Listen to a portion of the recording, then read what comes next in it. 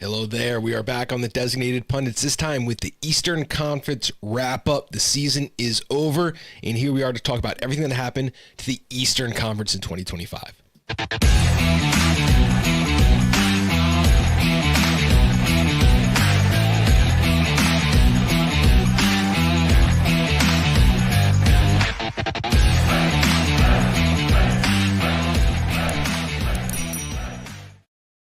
I'm Bob Ventimiglia here today with Scott Ulmer. Scott, how you doing today?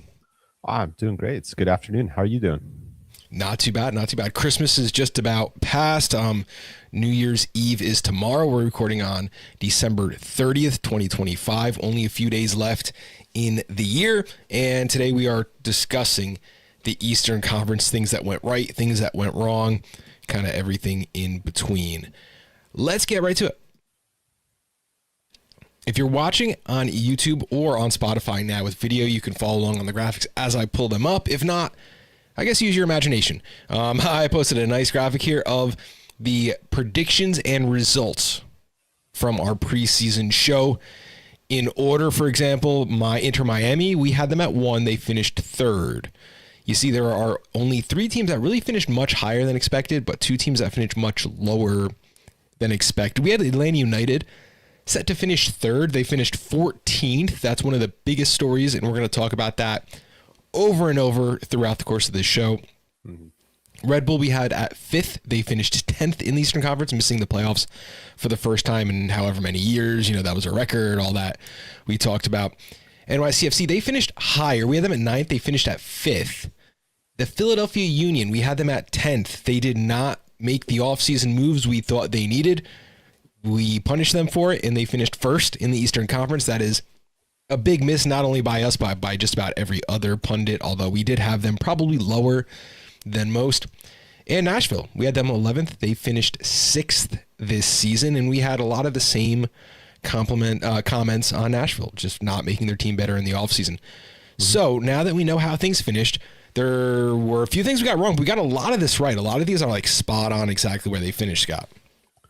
Yeah, and like we did the Western Conference a couple of days ago, and it was a similar story. Like we didn't miss on that many teams, which is cool. But the ones we did miss on, a couple of times we missed big.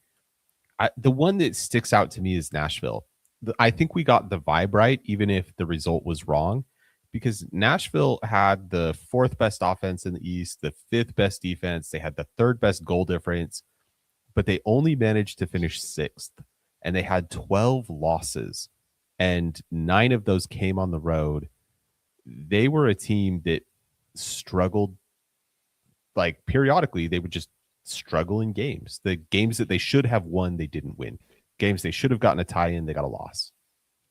Yeah, they didn't kind of perform in XG the way we expected them to. They didn't perform on the field the way we expected them to. And we're going to talk, I think, a little bit about them in just a little bit.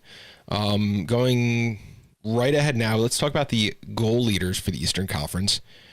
You have Inter Miami at 81 goals, Chicago Fire 68 goals. That's a huge change on last year. Chicago Fire was near the bottom of the pack.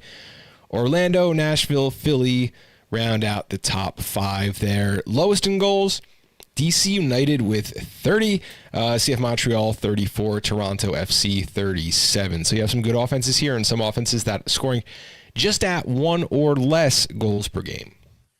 Yeah, Chicago, you mentioned how they had a big jump. 28 goals. They added DC United's offense to their offensive last year for the 25 season. Kind of a crazy jump. Very impressive. I know I plan on talking about Greg Berhalter in one of our later segments. Again, we're recapping now. Then we're going to, really get deeper into a discussion on what we kind of found interesting about some of these statistics. As for defensive leaders, Philadelphia Union, they allowed only 35 goals against, the best in the Eastern Conference. Cincinnati let go 40. Toronto FC, as bad as they were, only 44 goals against on the season. It's going to be interesting for me. I think that getting a defense to gel is one of the harder things in this league. If Toronto FC, and they've made a big splash, they signed those big name Italians. They've gotten Giovinco, they've gotten Bernardeschi, they've gotten Insigne, and all they haven't all worked. It shows ambition. And if they spend that money on top of that defense that they already have, they could be cooking with fire pretty early for me. They certainly have the base. I didn't clock that their defense was this good in real time. But I just want to point out that they were only like 4 points different from Montreal on the table, but there's a 20 goal difference, just about 16 goal difference between the two of them. Yeah, it's so they were very good on defense and very poor on offense. Yeah, they've got some work to do.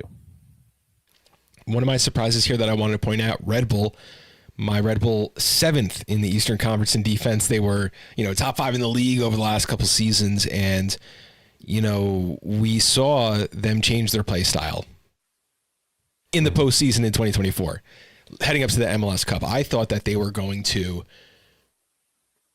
play really good on offense and keep that really strong defense. I thought that was not going to be an issue for them. It was an issue for them all season long. They kind of traded that 5-man back line that carried them through the playoffs, that made them almost impenetrable until MLS Cup, the first 5 minutes. But they went away from that. They built with wing backs. They got extra center backs that they, on top of center backs last offseason, bringing in Hack and bringing back Tim Parker. I'm like, this is a 5-man back line. The team is built for it. Not only did they sacrifice the offense and got a little boring, but in order to spark up the offense again, they traded some defense, and look where it gets you. 47 goals against, 7th in the league. Immensely frustrating for me. Are there any teams here that kind of stick out a little frustrating for you? Yeah, actually, Orlando City was a bit frustrating for me. They were capable of some incredibly beautiful soccer, offensively in possession. Every now and then, that team would just blow you away with how good they could be on the ball. And 51 goals allowed is terrible, really terrible. That is a team that really underperformed badly, and defensively is where it happened. And when we look at these teams that do really well, we had a down year all over for the Columbus Crew, but especially on defense. Wilfred Nancy punched his ticket and left. As an MLS legend, maybe if you played another 5 or 6 seasons here, you might have come back down to earth a little bit, from that. Columbus Crew giving up 51 goals against, the same number as Orlando City, has to be labeled one of the big defensive failures of the season. Yeah, especially because the defense was the part of that team that didn't actually change that much. They lost the offensive firepower, but the defense and a lot of the midfield, minus Aiden Morris, stayed fairly consistent. So that's a real disappointing step backwards for a group of players. Absolutely, especially with Daniel Gazdag just not ever putting it together for that squad throughout the course of the season. Yeah, that was not a successful signing so far. I mean, there's always time to turn it around, I guess. Looking next at some individual points leaders, I kind of combined goals and assists and just listed them in order. We have at the top Lionel Messi, 45 total contributions, 29 goals and 16 assists. Behind him, Evander, new to the Eastern Conference, not new to Major League Soccer, coming over from Portland to FC Cincinnati, 32 total contributions, 18 goals and 14 assists. Number 3, Sam Surridge. 27 total, 24 goals, 3 assists. And if you're watching home along with us, you'll see the top 9 names listed out here. Any surprises? Anything that kind of shocks you on this graphic here? Look, I think most of the players were expected. Messi, Evander, Surridge, Ojeda, Mukhtar, Beal, Choupo-Moting, kind of newer to the league, right? If this first season. So that to me is the one. I think you expect it. I know you're going to say that he's a breakout, whatever. The dude's got the pedigree and the history. He's not like a 20-year-old out of wherever. He's a big name, and the Red Bulls brought him in to be in this position. So for me, I'm like, that's not unexpected. For me, it's more like Zinkernagel in Chicago, mixing it up with this group. Yes, Chicago brought him in to do that. Chicago maybe lacks the rest of the core group to be up here with Cincinnati and Miami. You know what I'm saying? Like, yeah. that for me is the one that surprises.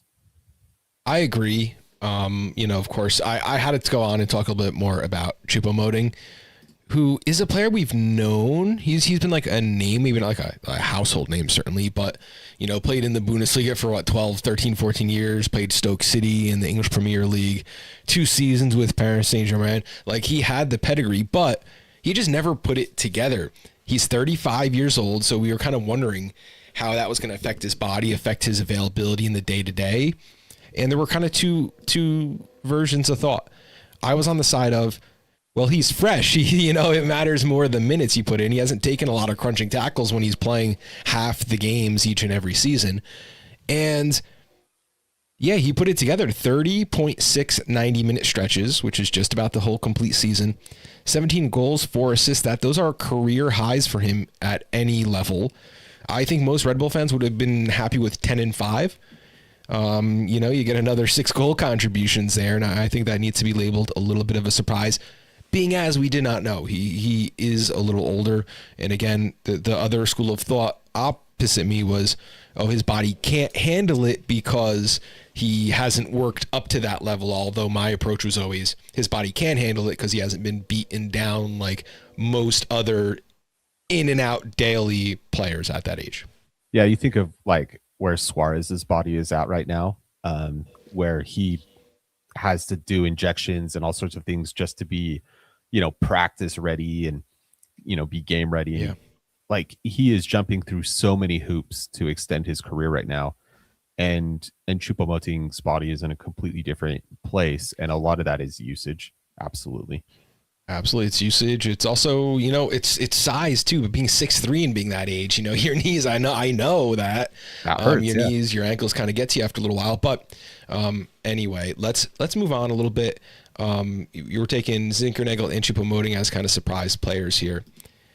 Next, I want to talk just about surprises in the Eastern Conference. Like, what did you not see coming? What was, something that you found a little bit surprising? Just the elephant in the room, Atlanta. We have to talk about them. They brought in a lot of talent.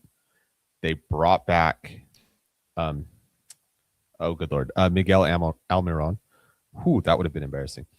They brought back Miggy, and they just really squandered it. Ronnie Dela just got the worst out of this group of players for an entire season.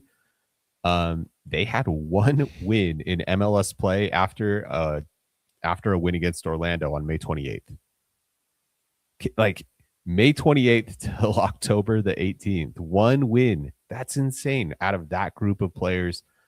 I don't know, something about Ronnie Dela's approach was absolutely wrong. Something about that group of players, absolutely wrong. I just couldn't take my eyes off of it. Absolutely. I kind of feel the same way about the next team I want to talk about just very briefly. And that's Orlando. Orlando had this project that they had put together. Muriel, who did nothing the previous season, 9 goals, 6 assists. Maybe not what we expected from the Serie A player heading to Major League Soccer, but certainly enough to raise some eyebrows. Now you have they were missing Cesar Araujo the whole season, but they got some really, really good play out of Martin Ojeda, 16 goals, 9 assists. He was just missing on the graphic. And Marco Pasalic, one of the, you talk about Zinkernagel. I think Pasalic may have inspired more impressive plays, more golazos, more, stuff like that. 17 total goal contributions for the team. So, you put together an offense that was mainly question marks. They finished about where we expected them to, one of the later playoff spots. But I think a lot to really grow on.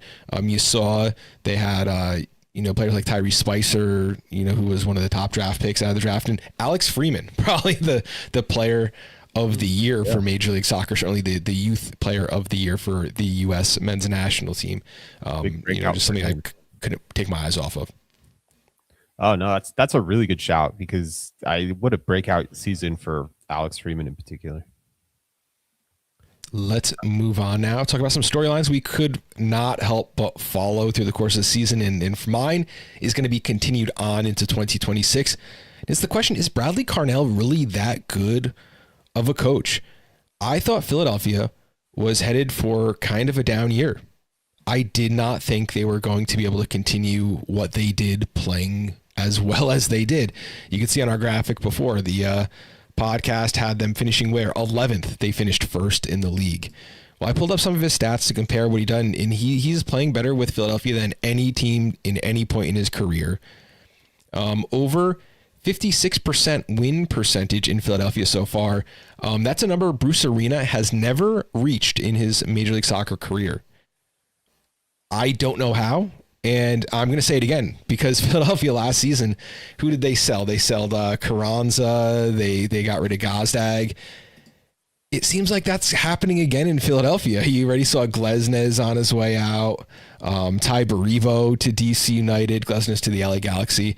I'm going to be asking the same question this next season, and Philadelphia, I'm not, unless they make major splashes, are not going to be top 5 in the Eastern Conference for me when it comes to ranking these teams. And if they do it again, then maybe we need to raise an eyebrow and say, hey, maybe Bradley Carnell is onto something.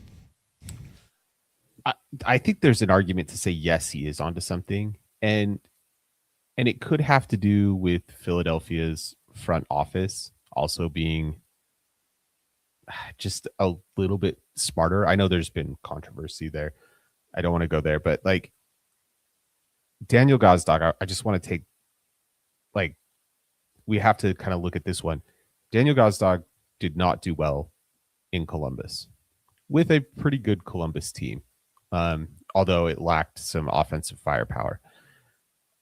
If you kind of look at Daniel Gazdag, he is a player, a good player whose end product was, a lot around penalties. The years that Daniel Gazdag was absolutely, crushing it and kind of lighting up the league and stuff, he had a lot of penalty opportunities. And I'm not like saying that's necessarily bad. The team was good at getting those opportunities for him. But when you take those away, he is a player that doesn't have a lot of the other end product with the same consistency, right? It's not like he's like, oh, I'll take penalties if they come, but without the penalties, it's fine. I can do it the other way. He kind of doesn't do it the other way. And I think the front office did a good job recognizing some of those weaknesses and moving him out and bringing other players in. Damiani, I think, is a much more effective player than Gazdag was, and I think that really helped the team. It's going to be interesting to see if they were able to work the magic again. Ty Baribo out. Is it because Ty Baribo is a bit like one-dimensional as a striker? Like he was a guy that you played to but not through, and they're going to to change that up, and they're going to get rid of him, and other teams are going to figure him out, kind of thing. I think it was just a luxury that they just think they like the other guys better. They have Ura. They brought in a new guy, Ezekiel. He's leaving too, though. You have Ezekiel Alado, who they brought in, Bruno Damiani, and they also brought in, and this is kind of an undercover one, they signed Milan Iaski from San Diego FC. So it's like they've done it, they've hit it right, and now they're like, you're just laying tools out in front of Carnell and just hoping he puts the right pair together. I love it, but they're going to be, on my list of, teams that can't replicate what they did. Yeah. Until I see it, and then I'll believe. Until we see it. I mean, they finished first. They finished first in a very dominating way. I think it's a safe bet that they step back in some way this next year, especially with the changes up top. But yeah, we're going to see if Bradley Carnell can take this kind of new, slightly changed group of players and continue to be successful. To your question, is Bradley Carnell that good of a coach? I guess we will see. I think he is a good coach, though. I do too. I liked him in his time at Red Bull. I think that he was let go almost a little prematurely. Yeah, I think we'll see he's a good coach. We'll see if he's that good. He'll have a job in MLS for the foreseeable future, I think. Yeah, he's according to FOTMOB, he's 48 years old, so he's got a long coaching career ahead of him if he wants it. Love it. And you had one surprise. We kind of touched on it already. Not a surprise to anyone on, you know. We talked about Atlanta. I don't think I have anything else to say about that. Let's move on and do some like way too early 2026 predictions. Yeah. Well, you know what? You want to talk about Greg Berhalter, but I'm going to start us off with a quick one. It's DC. I like their moves for Baribo, Nealis, Johnson. That just improves the spine of the team, right? New goalie, new center back, new striker. That targets a few things that they needed to improve on. It raises the floor for this team. They have a lot more work to do, but those are good moves for MLS proven players. And I like that from DC, and I expect them to take a little step forward. I'm tired of teams like Montreal who just grab players who are kicking around in Major League Soccer because they can't find a spot. DC United, again, do you think this works? They've showed ambition, but does it work? Those are kind of two very different questions for me, because I think Sean Nealis has played his best soccer already. You know, they want to bring up that back line. Okay. And then Ty Baribo, okay, your offense can't do it with Benteke. And you say, okay, well, let's send him on back and get Ty Baribo, a much lower quality player, although one who's had more Major League Soccer success over the past year. I think Benteke's career was really just coming to an end, and it's not like Benteke was so good for DC in 2024, and Fantastic. he couldn't replicate that in 2025, and some of that was DC's system, and the other players around him, but some of that was just that Benteke squandered opportunities, but he wasn't as healthy in 2025 as he was in 2024, and he had stretches where he was just not really available, or available but not really 100%. And so I think that, Ty Baribo is a player who's going to have more availability. And while he's not going to win all the balls in the air that Benteke won, because Benteke set the world aflame winning balls in the air, Baribo's going to bring a different type of dimension to their offense that Benteke was not able to bring anymore. And so, look, I'm not even saying DC is over here to make the playoffs. Like, this does not necessarily make them a playoff team next season. They have more work that they need to do before they can be that. But this helps raise their floor, right? They have a striker with more availability. They don't need Sean Nealis to be the best version of himself. It's kind of like when you bring in Tim Parker, because Tim Parker will always give you at least a 6 out of 10 defensive, performance. Sean Nealis is going to just raise the floor of the defensive levels that they can get. Same with Sean Johnson in goal, right? They just know they're going to get, a baseline minimum performance that's better than what they have been getting. And that's sort of the point.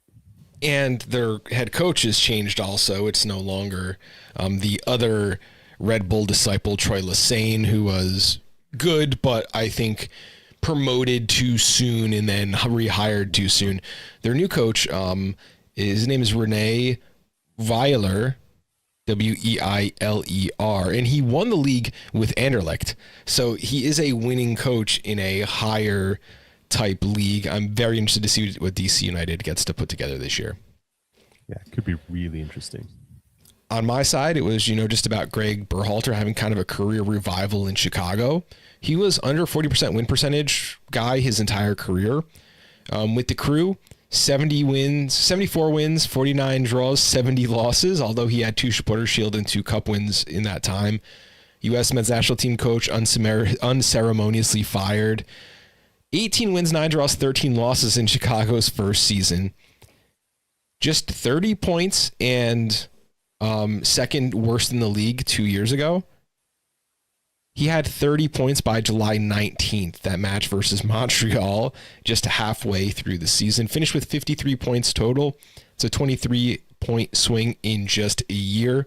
and I want to see what Chicago has for next year too. I think that they are ambitious. We heard rumors that didn't come to fruition about them getting certain Brazilian wingers during last offseason. And we learned that although that might have been a pipe dream, they were kicking those tires. They really were doing their due diligence, just like you should. I mean, any manager who's not getting on the phone about Lionel Messi is not doing their job, so I'm really interested to see what they have. They brought in a midfielder, Cilantros from Sweden, and another type. I'm searching through my notes now. I know they made a couple other signings here. Franco, he was there on loan, had an ACL injury, but they fully acquired him now from Porto, so he's a permanent. Yeah, Andre Franco is going to have to step up for Brian Gutierrez, who left this offseason. And they just signed Robin Lod from Minnesota, which I think that's a bit of a quiet signing. Minnesota fans will know how good of an acquisition that really is. Yeah, I think that he's a sneaky good player, a sneaky good contributor. It may not show up on the score sheet. It may not show up in personal glory there, but I think any team who has Robin Lod's services is going to get better. Next, sorry. Before we move on to kind of our shorts, I just want to shout out NYCFC. Another team who overperformed certainly my expectations, and I never kind of give them the attention they deserve. Alonso Martinez especially was great this last season. Hannes Wolf was pretty good, maybe a little inconsistent, but certainly a top contributor.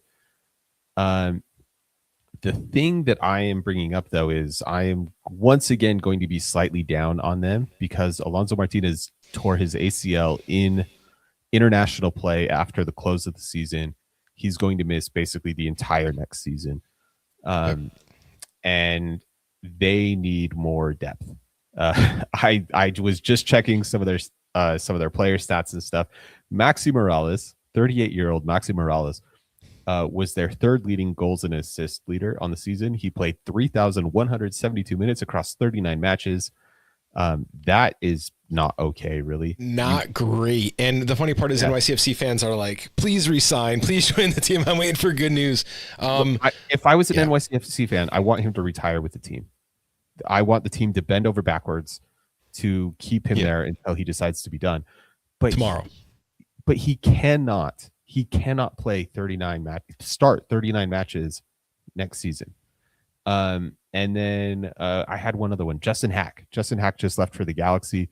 That's a big defensive, piece that is leaving. So, and a player who could play multiple positions. I mean, I would turn on the TV and wait, he's a defensive midfielder now? I did not know that was in his game. But can do it all. Big transfer window for this NYCFC team if they want to, even repeat this season. But they need goals because they lost a lot of goals. They need a lot of offensive depth. They need a new midfielder, and they need to replace all of the stuff that Justin Hack did for them. So I don't see, I'm looking at their depth chart right now that I have pulled up and colorized on my screen. I don't see anything there, man. I do not see anything with NYCFC. Yeah. So this is just like, we're talking future predictions, offseason insights. NYCFC has a lot of work to do. They're a franchise that tends to, promote youth, part of that kind of bigger city group. And so they don't get to splash on the big players as often. This could spell trouble for them. I guess that's my off-season insight for them. I like it. Just because someone's throwing this in the chat, DC United nearing a club record deal to acquire Romanian international forward Luis Muntineu from CFR Cluj. Ooh. All right. I don't know anything about that player, but forward incoming. Love when that happens live on a show. We'll get back to you on that, and we'll talk about it next episode. Time to hit up YouTube. Let's go watch some compilations. Which team easily outperforms 2025? For me, it's Atlanta. Look, they genuinely can't do any worse. But Tata Martino is back. They don't have to win things, right? They just have to get better. Tata doesn't have to be great to get them to be average. They have a great base to build on.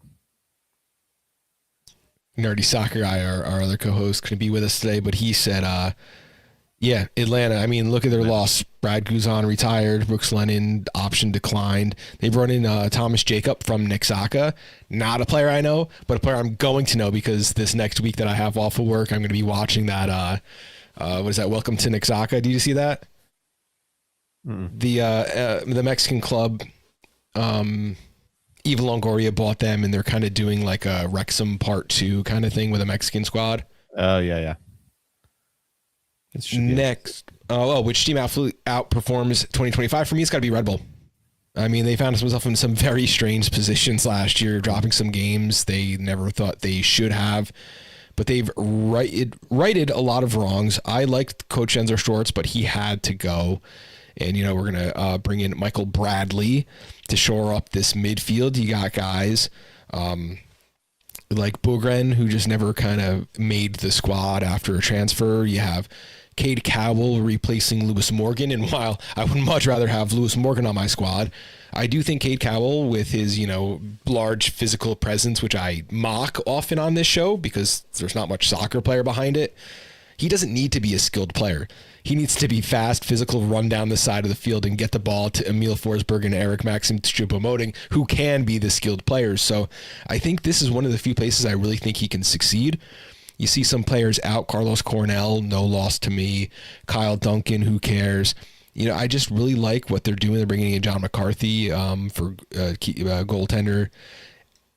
I think that if they replayed last season 10 times, they'd get 9 different results. And none of those would be missing the playoffs. So I think Red Bull, they are going to be the team to watch. Eric Bradley, I mean, midfield, come on, man. Is going to be, able to just transform the team, I think. Yeah, I agree with that. And that actually takes us kind of into the next segment here, which team can't repeat 2025. And for me, it's the Red Bulls. And I'm saying that actually in a positive way. They made big moves ahead of the 25 season that didn't quite pay off for them. I think that they are making enough changes now that they are kind of incapable of being as sort of mediocre as they were all season, right? They were just like a kind of middling team. New coach, roster shakeup. I think the biggest, odds on probability of what happens to this team is that they improve. They get better. And I do think that Michael Bradley is going to be a successful coach in the long term. I think there's a small chance they get worse, but I think the one thing they absolutely do not do is show us this sort of middling 10th place performance again. Couldn't agree more there. What team can't replace 2025 for me? Nashville SC. I mean, they rely way too much on 2 guys. We've seen that for a long time now. Serge and Mukhtar. They combined for almost 33 full 90s each and 51 combined goal contributions. Age is going to play a factor. Availability is going to play a factor. When you're playing with guys like this, consider it lucky when you get a season out of them. Consider it lucky when you get 2 seasons out of them. 3 seasons is a tall order, and there's just no one on this depth chart that's going to step up. I mean, literally, there's no one on the depth chart. They've declined 7 player options. They saw Walker Zimmerman most likely walking on free agency, Taylor Washington retiring, Jacob Schaffelberg, they just traded him to LAFC. In my depth chart, under Sam Serge and Henny Mukhtar, I have no one. I don't have any players listed right now. They made a trade with Orlando, signed a guy from Norway. We'll see how that stuff works out. But Nashville has always, the last few years, relied on the same guys to be huge goal scorers. Huge contributions from just the top 2 guys. Nothing down roster. And I think that could fall apart real quickly. So I'm going to say Nashville, they can't repeat 2025. I can feel that in a big way. I called them out earlier for being really good in a bunch of different stats and then finishing lower on the table than all of their stats, right? Yeah. It's because they have been missing something. I think they actually really need this shakeup. I think that BJ Callahan has seen that he's got a team that has kind of achieved as much as it can achieve. It's not going to go further. Certainly Hani Mukhtar is not getting any younger, even though Sam Surge has really helped him roll some things back. They need to shake it up. They need to bring in stuff. They need to fix the ability to close out games, to get draws where they were losing, and to get wins where they were drawing. And that means players. The only thing that I'm really surprised about, Gaston Brugman, who was pretty good in LA, option declined. MLS MVP, MLS Cup MVP 2 years ago. Yeah. Option declined, couldn't land. That to me is so interesting. And that there's not a line of teams. Actually, I guess we don't know yet. There could be. Yeah. Absolutely. Love that. Next, let's talk about, we're going to finish up with individual players who can break out in 2026. And, breakout is kind of whatever breakout means to you. I'm not saying an age limit on this or saying it must be a youth player. For me, I was kind of a little bit torn. I was tempted to say Thiago, a Brazilian striker from Bahia. I'm looking at the youth players, right? New to the league, guys we don't know about necessarily. Could be somebody coming through in the league who has just been a bit player and is going to get big. Doesn't matter. But I was tempted to say Thiago, a Brazilian striker from Bahia, who was just signed by Orlando. He has another Brazilian, Luis Otavio, who's coming from Internacional.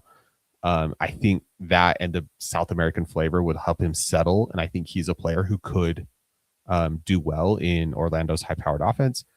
More likely, I think it's a player you shouted out earlier. It's Ezekiel Alado. He's a 20-year-old striker from Ghana. He's been playing in Sweden. He scored 7 goals last season for a pretty middling Swedish team. Played 2,000 minutes. Those are the things I like, right? I watched a highlight reel on him, which I know cherry picked. Look, you can criticize those all you want. I certainly do, but the things that I saw are that a lot of the players he played with are not MLS quality. This guy would have a bunch more goal contributions if the players he played with were even a little bit better, because they missed some wide open chances. They also served him some poor balls. He's got a big body. He played a robust 2,000 minutes, right? So he's got that kind of availability. I think he could pair well with Damiani. I think he could pair well with Iloski, who can play multiple roles on that front line. I think this is a savvy move by the Philadelphia team, and I think he's the player most likely to actually kind of arrive and be a contributor. Love that. I kind of have 2 players in similar situations. One of them is on the Orlando squad you just mentioned, Alex Freeman. But I guess he kind of broke out. He was a breakout player last season, so he's already broken. But during a year with the World Cup coming to the United States, I think that he's going to make that roster. I really do, man. He shows up and he plays like you can't always pick your team, but you can pick how other people see you and how you perform. And he has performed with the U.S. men's national team at some very high levels. I think that he's going to make that squad, and I think that that's going to kind of boost his chance to get a job overseas. I don't think we talk about him in Major League Soccer in 2027. The one I want to say that's in a different position, an older player also looking to make the U.S. men's national team, Luca de la Torre, still 27 years old. And when we posted that he was going to go to Charlotte, I think you posted like, that's a great spot for him. He's going to be pairing up with Ashley Westwood in front of a really good offense. Zaha, Beal, Lialabada. I just think that he is going to have every chance to show out in Charlotte. He's a player I've always liked. And if he can get some eyes on him in a World Cup year, I think that this could be the year that he, really turns out to be a name. Hey, look, we know we have Adams, we have Musa, we have Luca de la Torre, because that's how good he was for a bunch of his career. He was really good with it, for so much of his career, very smooth on the ball. I was always surprised that he wasn't able to really solidify himself with that national team. I think that the pairing with the experienced players around him in Charlotte is going to really benefit him. And I think that like San Diego played sometimes a very breakneck fast style. And they wanted to go, I think, maybe faster than Luca De La Torre wanted to go. And he adapted, and he was, he was a real contributor for them in a lot of ways. But I think this Charlotte system just might favor him a little bit more and give him more opportunities to be what he is and be as great as he can be. So I like that. Absolutely. Also have guys like Tim Ream who are, probably going to make the squad on that squad. Might be someone, worth linking up with quite a bit. But with him and Ashley Westwood, Pep Biel, I mean, is there a better 3 midfield pairing in the East? Like, that's got to be up there near one of them. And, Luca De La Torre also, he's left-footed. That kind of adds another, bit of what he can do on the field. I really want to see him. I really want to see him on the left side. I want to see him pair up with Zaha and, really get this Charlotte squad going. I think it's a really, really good spot for him to land. Is he too old? No, not yet. Not for this World Cup. He will be for the next one, most likely. But maybe a little, kind of late career resurgence for LD. What do you call LDLT? LDLT. Yeah, no, it'll be 27, 28 in a World Cup year is perfect. He brings that right kind of experience and composure. Especially if you're looking for depth in the midfield, you could do a lot worse than a guy like that who did well in Spain. I thought he came back early, if anything. Thought he could have stayed there longer, but I think I don't think Greg Berhalter was as concerned about whether players played in Europe or the US, and Mauricio Pochettino doesn't seem to be, and I think Luca De La Torre was like, great, cool, I'll come back to the US.